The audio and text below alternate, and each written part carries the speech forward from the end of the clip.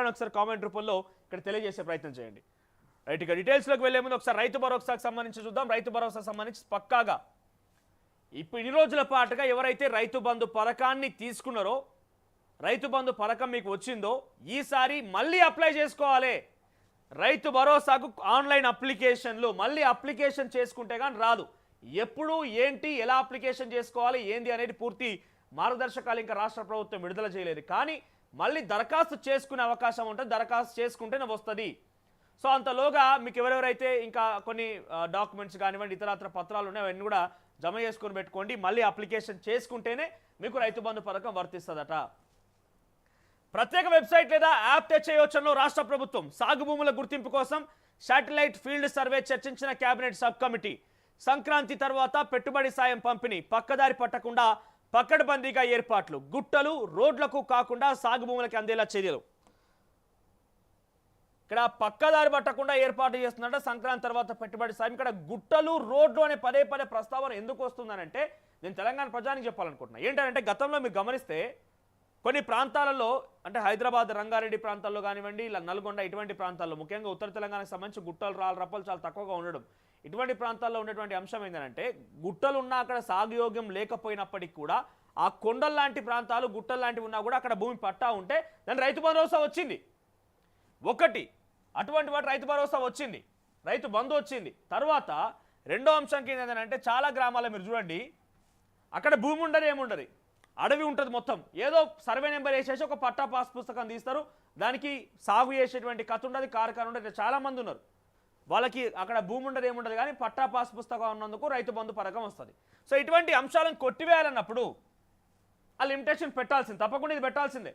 ఎందుకనంటే ఈ రైతు భరోసా పథకం సుమారుగా 2018 ఆ ప్రాంతం నుంచి ప్రారంభమైతే 21,000 కోట్ల రూపాయలు కేవలం ఇటువంటి అక్రమంగా గుట్టలు రాళ్ళు రప్పలు పెట్రోల్ బంకులు వెంచర్లు రోడ్ల దగ్గర తర్వాత అక్కడ భూమి లేకపోయినా పట్టా పాస్ పుస్తకం క్రియేట్ చేసుకొని పట్టా పాస్ పుస్తకం ద్వారా లబ్ధి పొందే వాళ్ళకి కానివ్వండి ఇటువంటి వాళ్ళకి 21,000 కోట్ల రూపాయలు పోయినాయట. ఈ 21,000 కోట్ల రూపాయలు కనుక ఆ రోజు లిమిట్ పెట్టి ఉంటే 21,000 కోట్ల రూపాయలతోని అప్పుడే ₹1,00,000 రుణమాఫీ అయితే రాష్ట్ర ప్రభుత్వం చేసుకొచ్చిందో, కేసీఆర్ హయాంలో చేసుకొచ్చిండో, ఇది ఏకకాలంలో ఒకేసారి ₹1,00,000 రుణమాఫీ చేసుకోవచ్చు. లేదు 21,000 కోట్ల రూపాయలు ఇప్పుడు సేవ్ చేయగలిగితే ఇదే 21,000 కోట్ల రూపాయలతోని కొన్ని గ్రామ పంచాయతీలు అభివృద్ధి చేసుకోవచ్చు, కొన్ని మండలాలు అభివృద్ధి చేసుకోవచ్చు, కొన్ని ప్రభుత్వ సంస్థలకు సంబంధించినటువంటి ప్రభుత్వ విద్యాలయాలకు పక్క భవనాలు కట్టుకోవచ్చు. సో ఈ లిమిటేషన్ మాత్రం డెఫినెట్గా ఉండాల్సిందే. తప్పకుండా ప్రజలందరూ కూడా యాక్సెప్ట్ చేస్తున్నారు ఒక రకంగా. ఎందుకంటే ఎవరికి పడితే వాళ్ళకి రైతు బంధు భరోసా ఇవ్వడం అనేది సరైన పద్ధతి కాదని కూడా కొంత ఆలోచిస్తున్నారు. సో ఇక్కడ గుట్టలు రాళ్ళు రప్పలు ఉన్న దానికి రైతు బంధు పథకం అనేది వర్తించడం ఎట్టి పరిస్థితుల్లో కూడా ఒప్పుకోము. ఇక అసెంబ్లీలో సభ్యులు వచ్చిన సలహాలు పరిగణలోకి తీసుకొని సీలింగ్పై సీఎంతో చర్చించి నిర్ణయం తీసుకుంటారట. రైతు భరోసా పెట్టుబడి సాయం పంపిణీకి టెక్నాలజీ సాయాన్ని వాడాలని రాష్ట్ర ప్రభుత్వం సూత్రప్రాయంగా నిర్ణయించింది. రైతుల నుంచి దరఖాస్తులు తీసుకోవాలనే ప్రతిపాదన పైన ఆలోచిస్తున్నది. ఇదిగో రైతుల నుంచి మళ్ళీ దరఖాస్తు తీసుకోబోతున్నదట. రైతుల నుంచి మళ్ళీ దరఖాస్తు తీసుకోవాలనే ప్రతిపాదన ఆలోచిస్తున్నదట. ఇందుకోసం ప్రత్యేక వెబ్సైట్ లేదా యాప్ను అందుబాటులోకి తేవాలని భావిస్తున్నది. రైతు భరోసాపై డిప్యూటీ సీఎం బట్టి విక్రమార్క అధ్యక్షతన ఆదివారం సెక్రటరియట్లో కేబినెట్ సబ్ కమిటీ సమావేశమైంది. మంత్రులు తుమ్మల నాగేశ్వరరావు, పొంగులేటి శ్రీనివాసరెడ్డి, శ్రీధర్బాబు పాల్గొన్నారు. సంక్రాంతి తర్వాత రైతు భరోసా పంపిణీ చేస్తామంటే సీఎం రేవంత్ రెడ్డి ప్రకటించినందున విధి విధానాలు ఫైనల్ చేసేందుకు కమిటీ భేటీ అయింది. ఇప్పటికే కొన్ని సిఫార్సులను ప్రభుత్వం దృష్టికి కేబినెట్ సబ్ కమిటీ తీసుకువెళ్ళింది. ఆ తర్వాత అసెంబ్లీలోను పెట్టుబడి సాయం పైన చర్చించారు. అందులో వచ్చిన సలహాలు సూచనలకు తగ్గట్టుగా ఇంకొంత సమగ్రంగా ఆదివారం కేబినెట్ సబ్ కమిటీ సమావేశంలో చర్చించారు. ఇందులో రైతు భరోసా పొందాలనుకునే వారి నుంచి అప్లికేషన్లు తీసుకోవాలనే ప్రతిపాదన వచ్చింది. మళ్ళీ రైతు భరోసా కోసం అప్లై చేసుకోవాల్సిందే. మళ్ళీ మీ పక్కా పాస్ పుస్తకాలతోని మళ్ళీ మీకు సంబంధించిన అన్ని ఆధారాలు సమకూర్చి మళ్ళీ మీరు దరఖాస్తు చేసుకుంటే రైతు భరోసా పథకం లేదంటే రైతు భరోసా పథకం వర్తించదు. ఇక అప్లికేషన్ తీసుకునేందుకు CCLA డాటాతో పోల్చి అప్లికేషన్ తీసుకొని గతంలో ఉన్న డాటాతో పోల్చి చూస్తారట డిఫరెన్స్. ఎలాంటి చిక్కుముడులు లేకుండా కేవలం రైతు పేరు, గ్రామం, మండలం, జిల్లా, పట్టాదారు పాస్ పుస్తకం నెంబరు, ఫోన్ నెంబర్ వివరాలతో ఆన్లైన్ సింపుల్ అప్లికేషన్ పెడితే ఎలా ఉంటుందనే దానిపైన కేబినెట్ సబ్ కమిటీ సమావేశంలో చర్చించారు. ఏంటేంటి కావాలి డీటెయిల్స్? మీ పేరు, గ్రామము, మండలము, జిల్లా, పట్టాదారు పాస్ పుస్తకము, తర్వాత ఫోన్ నెంబర్, ఈ డీటెయిల్స్తో మాత్రమే రైతు భరోసాకు సంబంధించి అప్లికేషన్ మళ్ళీ తీసుకోబోతున్నారట. ఒక వెబ్సైట్తో పాటు ప్రత్యేక యాప్ను కూడా రూపొందించి దాని ద్వారా అప్లికేషన్ తీసుకోవాలని ప్రభుత్వానికి రికమెండ్ చేయనట్టుగా తెలుస్తోంది. దీనివల్ల ప్రజాప్రతినిధులు, ఆల్ ఇండియా సర్వీస్ ఆఫీసర్లు, ఇతర బిజినెస్ మ్యాన్లు రైతు భరోసాకు అప్లై చేసుకుంటారా లేదా అన్నది తేలనున్నది. అయితే ఎవరెవరైతే అప్లై చేసుకుంటారో వాళ్ళకి మాత్రం రైతు భరోసా వస్తుంది. కాబట్టి ఒకవేళ ఇక్కడ టెస్టింగ్ అంటే ఒక రకంగా ఒక ఆలోచన ఏంటంటే ఒకవేళ మనం ఆ రకంగా అప్లికేషన్ తీసుకుంటే వీళ్ళు కూడా అప్లై చేసుకుంటారా లేదా అనేది ఒక విషయం తెలుస్తుందట. గతంలో రైతు భరోసా కోసం పెట్టినటువంటి గివ్ ఇట్ అప్తో పెద్దగా ఉపయోగం లేకపోవడంతో ఈ నిర్ణయం తీసుకున్నట్టుగా తెలుస్తోంది. అదే సమయంలో అప్లై చేసుకున్న భూములు కొండల్లో, గుట్టలు, హైవేలు, రహదారులు, సాగునీటి ప్రాజెక్టులతో పాటుగా ఇతర ప్రభుత్వ అవసరాలకు తీసుకున్నటువంటి భూములకు రైతు భరోసా కోసం ఎవరైనా అప్లై చేసుకుంటున్నారా కూడా తేలిపోతుంది. ఆ భూములను కూడా అగ్రికల్చర్ నుండి తీసేసి నోషనల్ ఖాతాలోకి మార్చేందుకు ఛాన్స్ ఉంటుందని భావిస్తున్నారు. రైతుల నుంచి దరఖాస్తు తీసుకున్న తర్వాత వివరాలు CCLAలో ఉన్నటువంటి డాటాతో సరిపోల్చి ఇస్తే ఎలాంటి అక్రమాలకు తావుండదని, సాగు భూములకు అర్హులైన వారికి అవుతుందని కేబినెట్ సబ్ కమిటీలో చర్చించారు. ఇక సాగు చేసినటువంటి పంటల సాగయ్యే భూములకే పెట్టుబడి సాయం అందించేందుకు 2 దశల్లో వెరిఫికేషన్ నిర్ధారించాలని కేబినెట్ సబ్ కమిటీ నిర్ణయించినట్టు తెలిసింది. ఒకటి శాటిలైట్ సర్వేతో, రెండవది ఫీల్డ్ వెరిఫికేషన్ ద్వారా చేపట్టాలని భావిస్తోంది. ఇవన్నీ ఇప్పట్లో సాధ్యమే ముచ్చట్లేనా? మీరు సంక్రాంతి అంటే సంక్రాంతి ఎప్పుడు? జనవరి 15కేనా? 14. సరే, జనవరి 14, 15. ఇవాళ 14, ఇవాళ ఎంత? 30, డిసెంబర్ 30. అంటే కేవలం మహా అయితే ఒక 10-15 రోజులు మాత్రమే ఉన్నది. వీళ్ళు శాటిలైట్ సర్వేలు, ఫీల్డ్ సర్వేలు ఇవన్నీ చేసినాకనే ఇస్తామని అంటే ఇది కూడా కొంత ఆలస్యమయ్యే అవకాశం కనబడుతున్నది. మరి ఇప్పటివరకు మొదలే కాలేదు. ఫీల్డ్ సర్వే కావాలంటే ఒకరిద్దరు అధికారులతో సరిపోరు, ఒకరిద్దరు అధికారులు సరిపోరు ఫీల్డ్ సర్వే కావాలంటే. లేదా శాటిలైట్ సర్వే అంటే, శాటిలైట్ సర్వే అంటే ఎంత టెక్నాలజీ అప్గ్రేడ్ అయింది, శాటిలైట్ సర్వే ద్వారా ఎంత అథెంటిక్గా, ఎంత పక్కాగా వస్తుందనేది కూడా చెప్పలేము. సో మరి ఇన్ని కండిషన్స్ మధ్య ఎట్లా అప్లై చేస్తారు, ఈ సమయాన్ని వాళ్ళు చెప్పినటువంటి ఆ టైంని, ఆ టైం పీరియడ్లో ఎట్లా దీన్ని అమలు పరుస్తారో చూడాలి. ఇక్కడ ఏమంటున్నారు ఇంకోటి, పంటలు వేస్తున్న భూములా లేక కొండలు, గుట్టలు, రాళ్ళు రప్పలున్న భూములా ఫీల్డ్ వెరిఫికేషన్ చేసి ఇక్కడ ఆ భూములలో పంటలు వేస్తున్నారా లేదంటే కొండలు, గుట్టలు, రాళ్ళు రప్పలు ఉన్నాయని గుర్తించేందుకు శాటిలైట్ టెక్నాలజీని వాడుకోనున్నారు. సీజన్ ప్రారంభమైన తర్వాత పెట్టుబడి సాయం చేస్తున్నందున అంతకు ముందు సీజన్లో ఉన్న శాటిలైట్ ఇమేజ్లను తొలుత పరిగణలోకి తీసుకుంటారు. ఆ తర్వాత వ్యవసాయ విస్తరణ అధికారులు, ఏఈఓలు, కొత్తగా గ్రామాల్లో నియమించినటువంటి గ్రామ పాలనా అధికారులు సంయుక్తంగా కలిసి ఫీల్డ్ సర్వే చేపట్టబోతున్నారు. విలేజ్ లెవెల్ ఆఫీసర్లు ఒకటి, అట్ ద సేమ్ టైం ఏఈఓలు, అగ్రికల్చర్ ఆఫీసర్లు, విఎల్ఓలు, విలేజ్ లెవెల్ ఆఫీసర్ ఇద్దరు కలిసి సర్వే చేపట్టబోతున్నారట. సో గతంలో మీరు కనుక పంట వేస్తే శాటిలైట్లో ఆ క్యాప్చరింగ్ జరుగుతుంది కాబట్టి దాని ఆధారితంగా ఇవి చేయబోతున్నారంట. పంటలు వేసారో లేదో చెక్ చేయడం, ఏదైనా పంట వేస్తే అవకాశం ఉంటుందా లేదా అన్నది నిర్ధారించడం వంటివి చేపట్టాలని కేబినెట్ సబ్ కమిటీ సిఫార్సు చేసినట్టుగా తెలిసింది.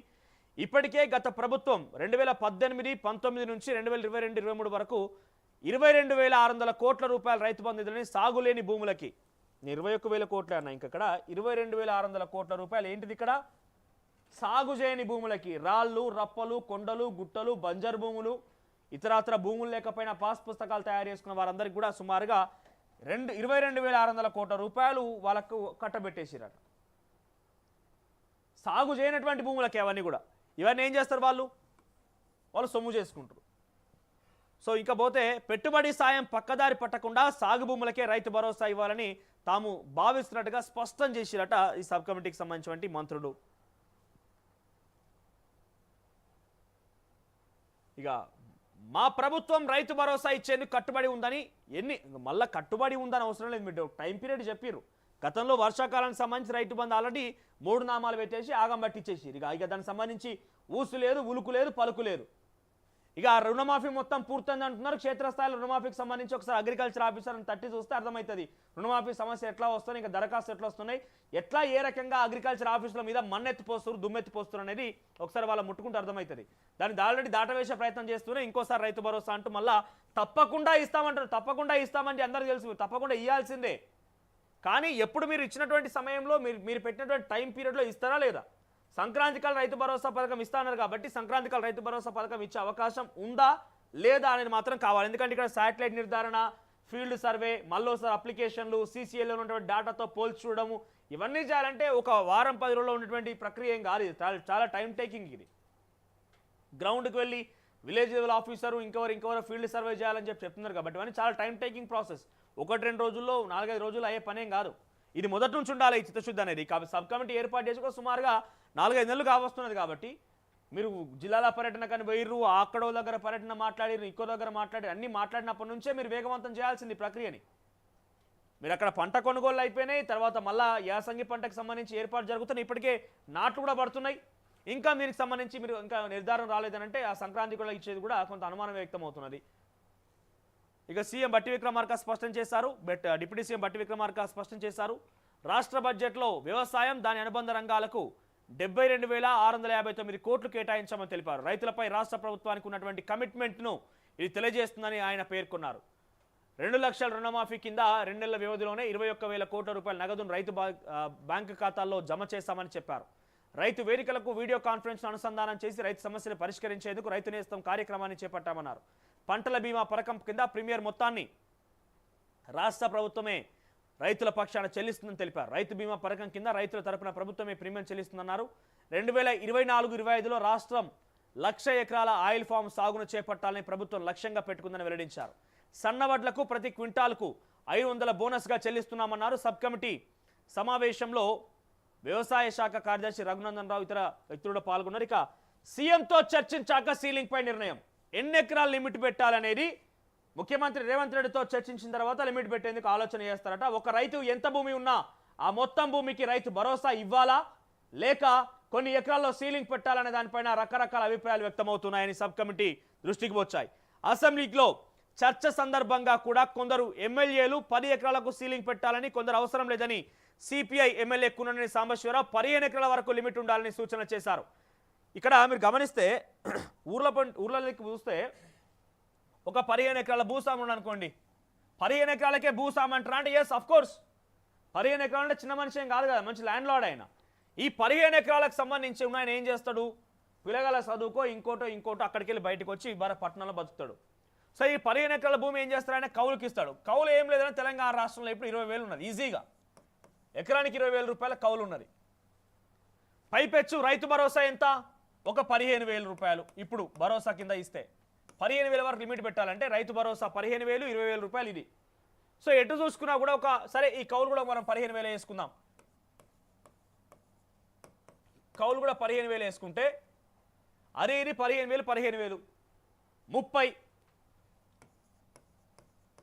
30,000 రూపాయలు రైట్. ఏడాదికి ఈయనకు ఒక ఎకరం మీద వచ్చేదెంత, ఒక ఎకరం మీద వచ్చేదెంత 30,000 రూపాయలు.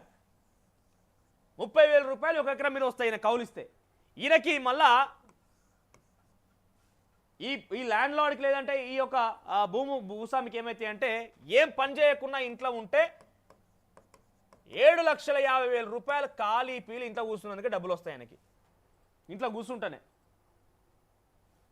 రైతు భరోసా కింద 15,000 రూపాయలు, తర్వాత కౌలు ఇచ్చినందుకు కౌలుదారు 15,000 రూపాయలు చెల్లించాలి. ఇట్లా ఒక ఎకరాకి ఏం చేయకపోయినా ఇంట్లో కూర్చున్నందుకే 30,000 రూపాయలు వస్తున్నాయి. దాని మొత్తం సంవత్సరం మీద 7,50,000 రూపాయలు. ఏం చేయకుండా ఇంట్లో కూర్చున్నందుకే ఈ భూమి, ఇక్కడ భూమికి భూమే ఉంటుంది, పైసలు వస్తున్నాయి. రేపటి రోజున ఈ భూమి ధర పెరిగితే ఒక్కొక్కటి ఎకరం ఎంత, ఇప్పుడు తెలంగాణలో 30 లక్షలు తక్కువ ఏం లేదు, 20 లక్షలు ఈజీగా ఉంటుంది. సో 20 లక్షల భూమి అంటే ఇది ఒక 30 లక్షల రూపాయల విలువ గల భూమి. సారీ, 30 లక్షలు 3 కోట్ల రూపాయలు దగ్గర. సో ఇంత భూమి ఆల్రెడీ ఆయనకు 7,50,000 రూపాయలు సంవత్సరానికి వస్తూనే మిగిలినటువంటి రైతు భరోసా, కౌలు రూపాయలు, అట్ ద సేమ్ టైం భూమి విలువ పెరుగుతూనే ఉంటుంది ఇంకా. సో దీంట్లో ఏం చేయాలంటే ఈ పథకం మీరు ఏదైతే చెప్పిరో రైతు భరోసా అనే పథకం సాగు చేసే భూములకే ఇస్తామన్నారు. కాబట్టి ఇక్కడ భూమి ఎవరు సాగు చేస్తున్నారు, ఆ వ్యక్తికి ఇవ్వాలి. లేదు కూడదనుకుంటే ఆయన దగ్గర నుంచి కౌలు ఇచ్చేటువంటి సమయంలో కౌలు రూపాయలు తగ్గియాలి. కనీసం ఇక్కడ ఉన్నటువంటి భూస్వాములన్న ఆలోచన చేసి ఆ కౌలన్న పైసలు తగ్గియాలి. 15,000, 25,000 ఇంకా 15,000 యావరేజ్ చేసుకొచ్చిన అది. ఇంకా చాలా చోట్ల కౌలు 25,000, 30,000 రూపాయలు దాకా ఉన్న తెలంగాణ రాష్ట్రంలో. సో ఆ కౌలు ధరణ తగ్గియాలి. ఆల్రెడీ మాకు రైతు భరోసా వస్తుంది కాబట్టి జర కౌలు తగ్గించినా కూడా అక్కడ వ్యవసాయం చేసుకుంటే జర ఉపయోగపడుతుంది. కానీ అటువంటి ధర్మాత్ములు, అటువంటి మహాత్ములు ఎవరు లేరనుకోండి, అది కూడా వేరే విషయమే. ఇక సబ్ కమిటీ